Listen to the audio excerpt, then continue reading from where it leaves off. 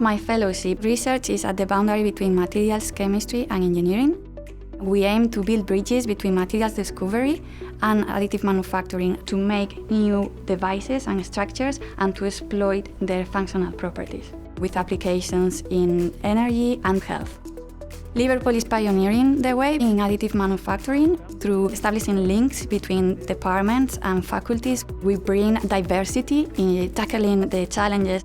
It brings together very different angles from more applied research to fundamental research.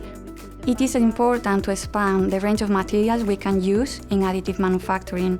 We work with the Materials Innovation Factory to accelerate materials discovery and to develop new ways of processing these new materials. Some specific examples of the fundamental science we do is looking at the basic properties of these materials, and for that we study the soft matter properties and complex fluids, and we do that using rheomicroscopy or rheological experiments.